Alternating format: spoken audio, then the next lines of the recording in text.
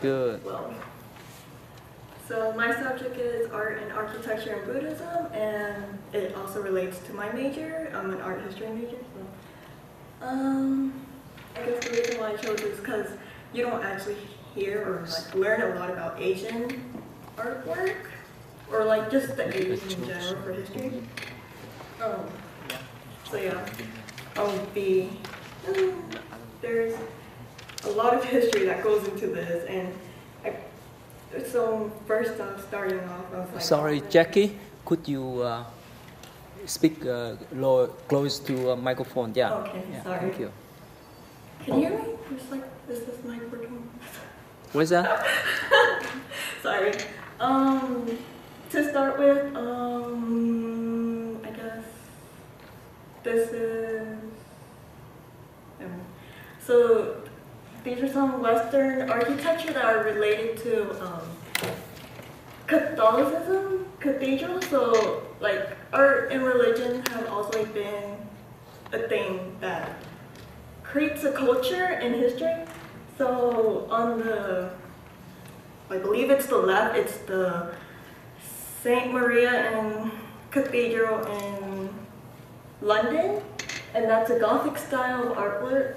And then this right one is the, I forgot, but it's a Renaissance style with the Baroque style, which is the dome area.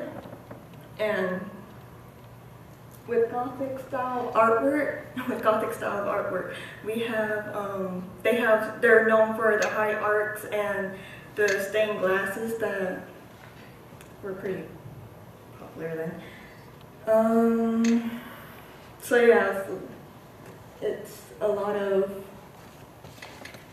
religion with art stuff, and churches were commonly in the Gothic to Renaissance era. You get a lot of artworks commissioned by churches too. So you have the St. Peter's, where it's also a Baroque and Renaissance with Michelangelo and Bernini combination of work together. We have Donatello's statue of Goliath, that one Christian tale with Goliath, and Peter Paul Rubens' Baroque style of the Assumption of the Virgin Mary, or Mary. So they have a lot of history together. So the early Buddhist history is, there's two parts to the Buddhist artwork and architecture in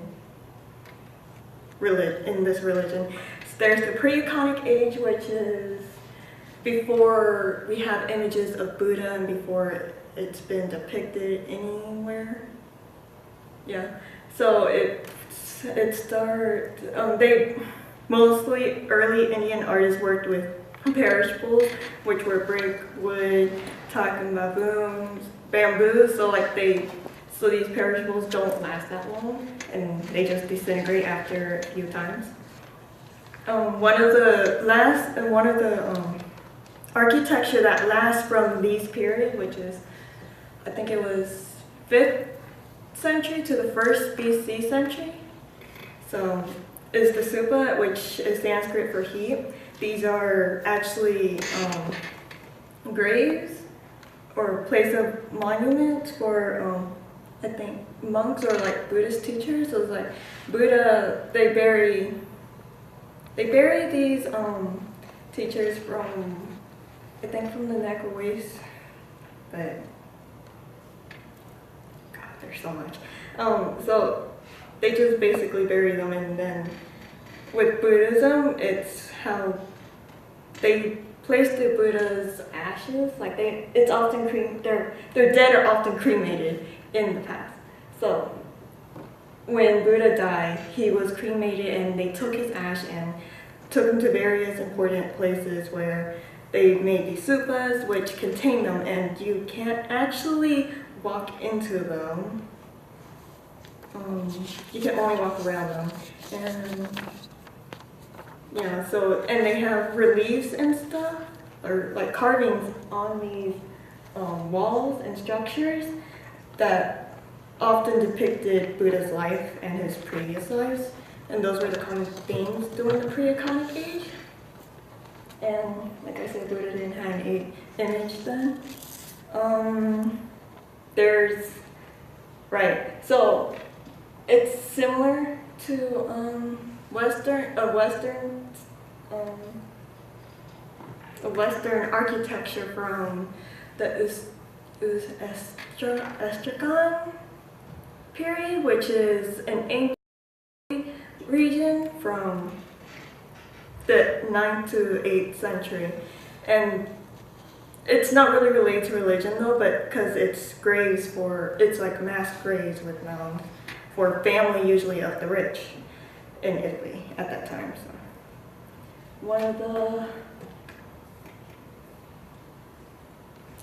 first architecture that we learn that helped spread the artwork for Buddhism, or began the architecture and structures to be placed all over India and not in like just important places of where Buddha had events where he gained knowledge or where he left his kingdom, his safe life. So I mean, we learned about him during the first week, and that was how I also developed an interest for these things. So he lived it from 274 to 236 BCE. He built, legend said that he built 84,000 stupas around India, but it was probably not as much. And he actually followed Buddha's advice to spread, his advice or directions to spread his ashes to other places for like other followers so that they can go to that place, or like to find a common ease that he's nearby where he's accessible for the public.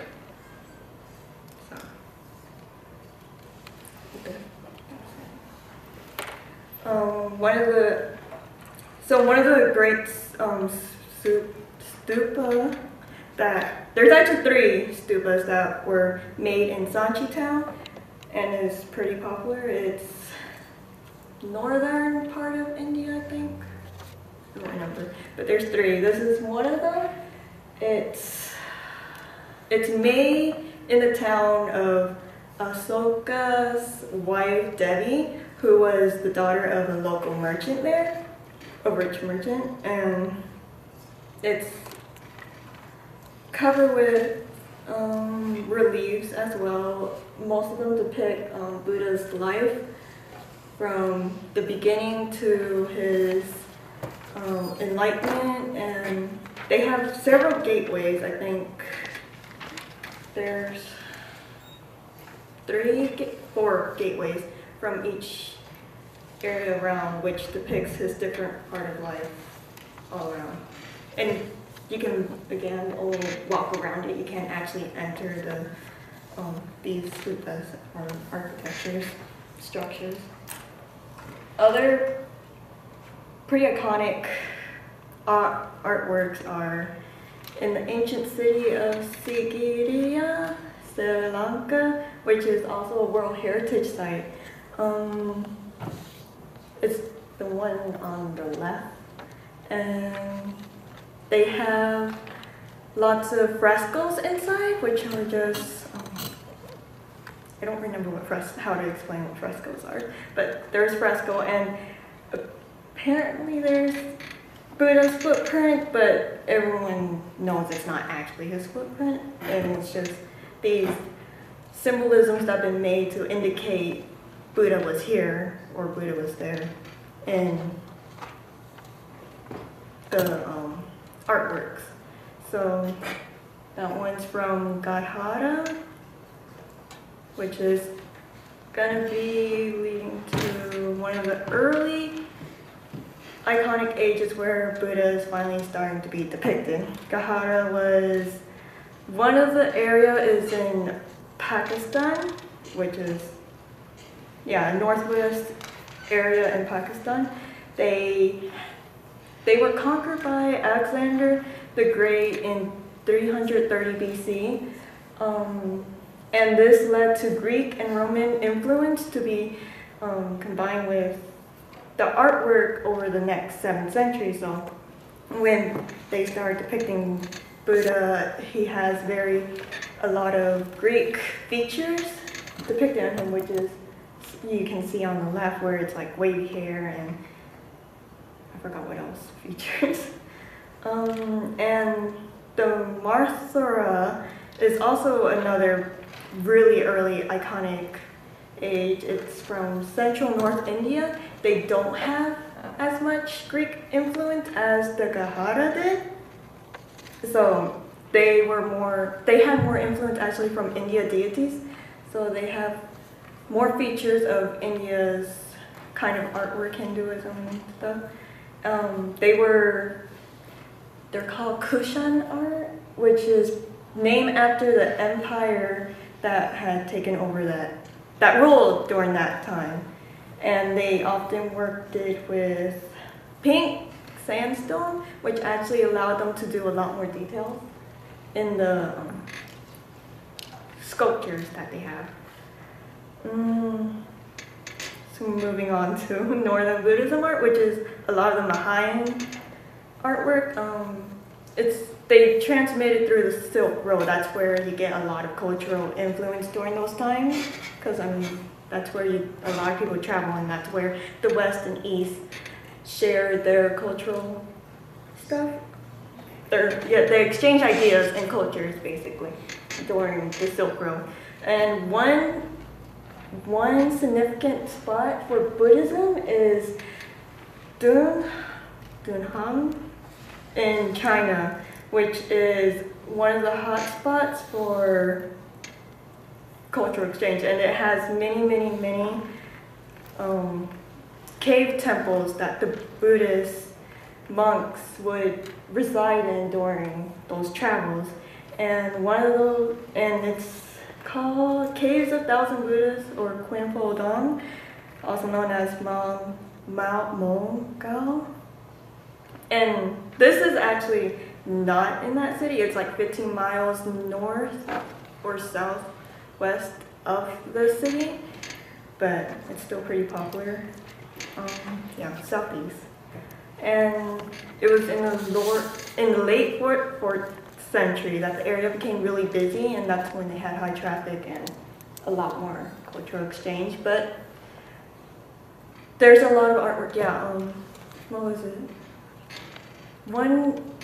The art and architecture the art and manuscripts and scrolls in this place actually was hidden from the public for like for a long time, until one of the Taoist monks actually discovered entry behind a wall painting, and they found like several thousands of manuscripts and scrolls and artifacts that related to Buddhism. And it didn't get spread until a British lieutenant governor came in was it a governor? I don't think it was a governor.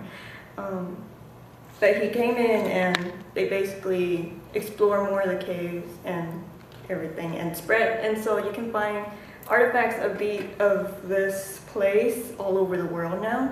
You can find some of them in London, I think, at the museum. And this town actually became isolated, so they have inside the caves several of the murals. They developed a different art style over time, where their features got more curves, or it just became very more local, so it has a very unique art style at some point. And these are some of the art that you can see there.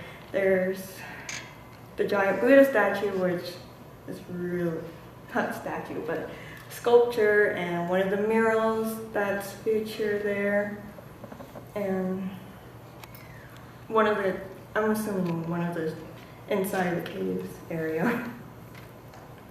So moving to Afghanistan, which is also another, I think they were also another hotspot during the Silk Road for the Afghanistan. They were in the Bimyan Valley of central Afghanistan.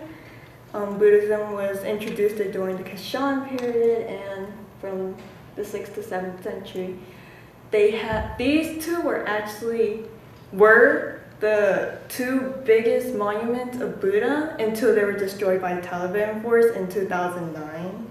And you can only see the cutout there nowadays, but I think they are working on restoring them. And despite the loss of these statues, they discover a Lang Buddha statue or sculpture nearby. So one discovery, one loss gain, one loss and then another gain. The statue on the right is actually the biggest, about 172 feet in height, and then that's from the west side. And on the east side, which is the left image, is 152 feet in height, I think, if I remember right, but yeah. And another area where Buddhism was pretty popular was Korea and Japan. Korea actually, a lot of their national treasure is Buddhist related. So I guess if you go visit one of their national museums, you can find a lot of Korean Buddhism inspired artwork, which Buddhism was introduced near the 1st century when a Chinese monk came with manuscript and scriptures of Buddhism, and some of them did travel to China all the way to India and then brought some of these back.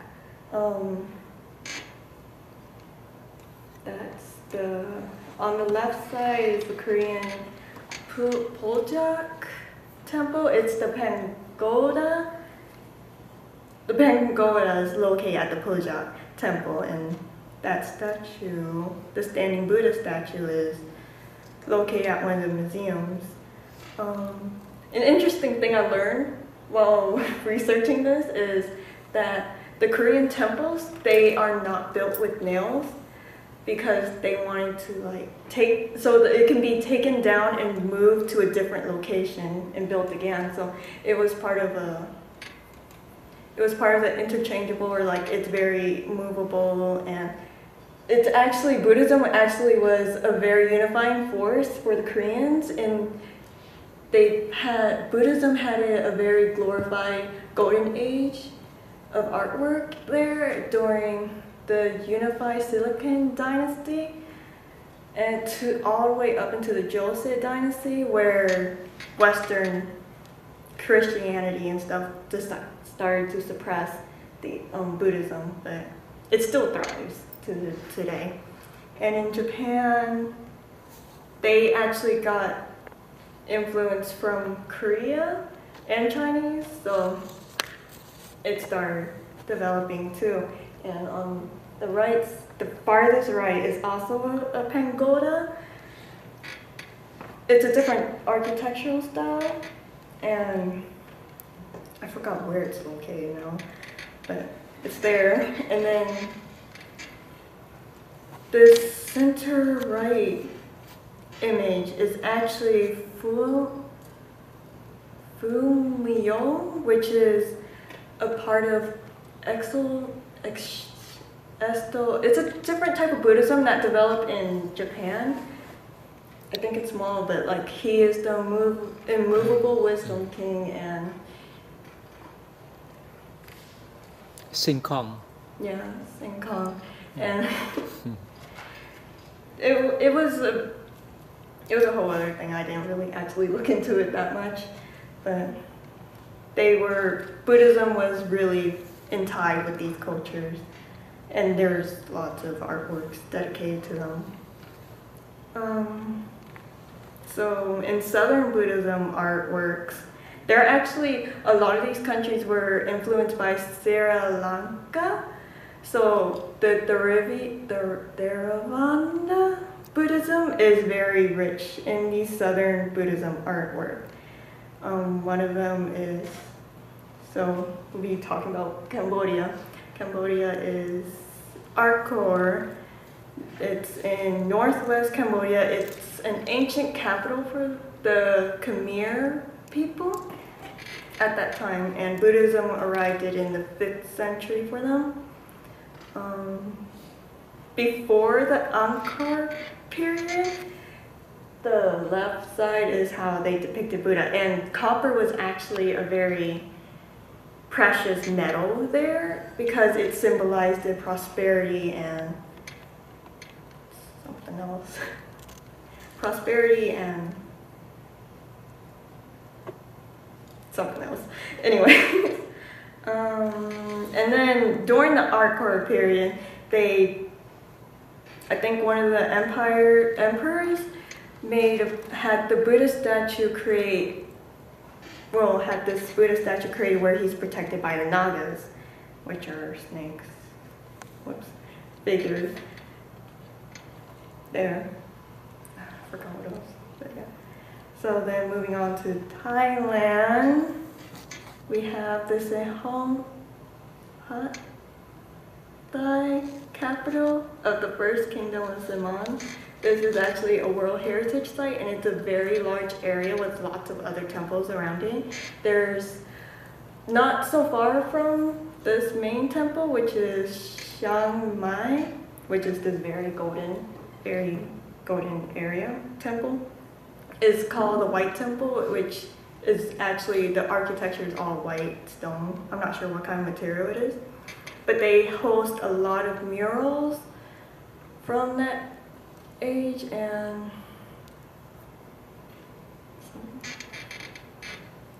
stuff. And in Indonesia, Buddhism has been around from the 1st century as well. This is actually on the island of Java, and this was also another World Heritage Site. It's Borobudur, which is, this place was actually made by those emperors at the time, but they were abandoned after a while, and they moved it to another section of Java on the island. And it wasn't discovered again until, this one is the Lieutenant General of a British person who heard of this place, and so he went out to find it. And the layout is like a 3D mandala, which is a cosmic square artwork that is well known in Tibetan Buddhism, and it has about 500 something Buddha statues all around it, and it has a lot of reliefs and statues just all around the structure, and some of them are hidden because they repaired it to they built other structures to help support the walls as they were exploring this place. So that's about it for mine. So in conclusion, it's like Buddhism art actually has a lot of history. I only picked some of the World Heritage Sites, which are popular places around the world, but there's a lot of history behind these, and they have a lot of tales that are written, and they are very important to these.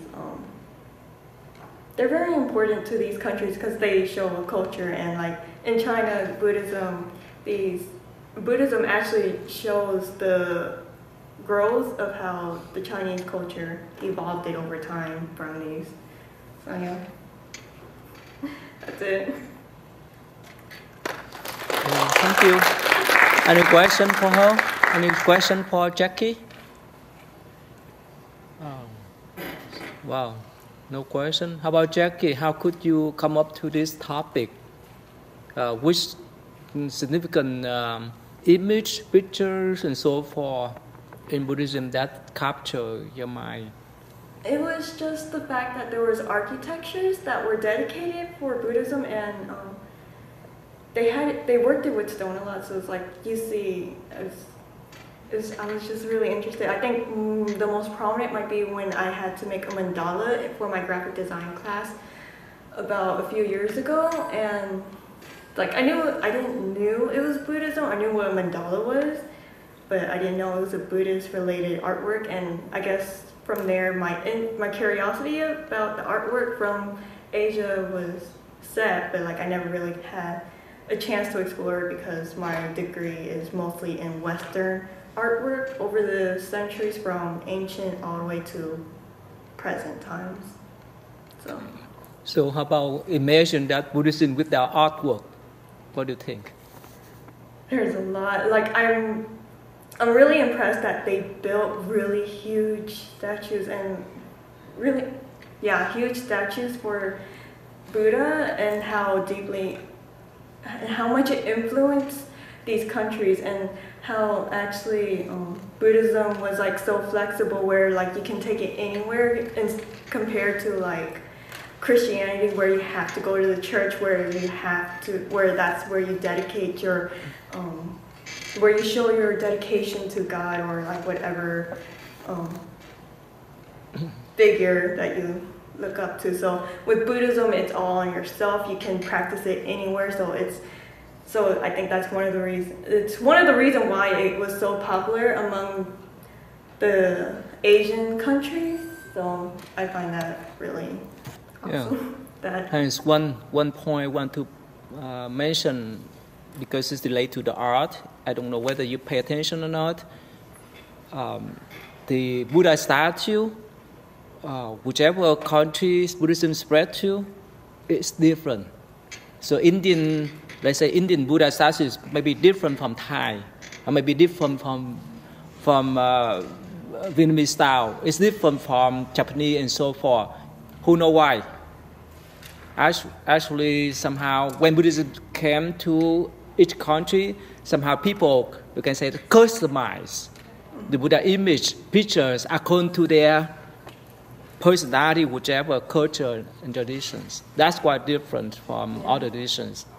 Yeah. This is not unified one, but this is pure diverse one.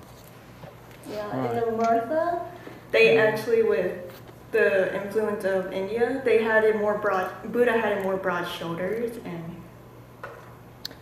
images related more to Thank you. Actually, they make some Buddha image pictures like American, like Westerners too. Yeah, it's all to appeal to the culture. Yeah. So right. they can be more receptive. Right. Thank you, Jackie.